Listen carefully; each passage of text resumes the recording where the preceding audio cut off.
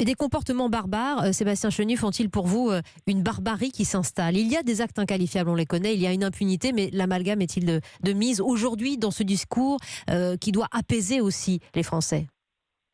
Je crois qu'il faut dire les choses. Mal nommer les choses ajoute au mot du monde. Vous connaissez la citation d'Albert Camus. Il faut dire la réalité à laquelle nous sommes confrontés. Ce n'est pas en essayant de relativiser, en essayant de mettre de côté ou de fermer les yeux qu'on réussira à régler les problèmes. Au contraire, en les identifiant, en connaissant les origines, en sachant comment les combattre, eh bien, on va gagner à la fois en rapidité et en efficacité. Ce qui s'est passé cet été a été catastrophique dans notre pays. Et ce n'est pas le fait du hasard.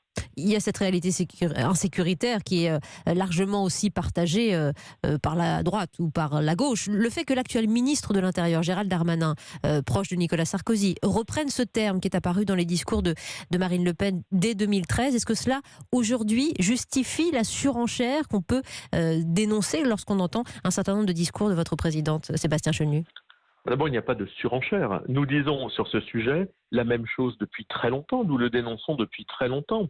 Et je dois dire simplement que si aujourd'hui Gérald Darmanin parle, tout comme toute la classe politique, d'ensauvagement ou de racaille, c'est que ce que nous disons depuis si longtemps avec ces mots-là, exactement ces mots-là, est donc la réalité. Le problème, c'est que nous avons vu tous ces gens à l'œuvre. Monsieur Darmanin aujourd'hui, mais hier c'était la droite, avant-hier c'était la gauche, et inversement, ils parlent, mais ils n'agissent pas. Et d'ailleurs, la nomination d'Éric Dupond-Moretti à la justice nous montre qu'il n'y aura aucun résultat. C'est votre nouveau bouc émissaire, Éric Dupond-Moretti, qui a été largement cité par Marine Le Pen et qui est dans une sorte de passe d'armes désormais avec elle sur les réseaux sociaux.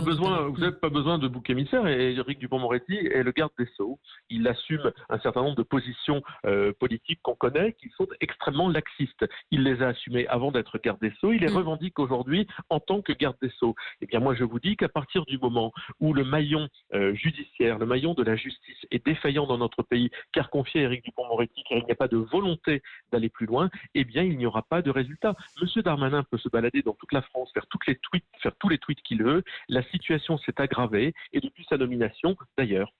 Sébastien Chenu, vous voulez que les Français, avec Marine Le Pen, prennent conscience de cet ensauvagement, mais ces Français ont élu aussi en juin des maires pour les protéger.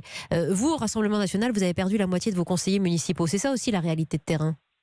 Alors, je vois pas bien le rapport entre le résultat d'une élection municipale impactée par le Covid et le gain maire est là pour protéger ses administrés. Et le gain de cette grande mairie de Perpignan et la réélection des maires du Rassemblement national qui ont donc eu des résultats en matière de sécurité dans leur commune, sinon ils n'auraient pas été réélus. Oui, mais il y a 35 000 communes en France. Aujourd'hui.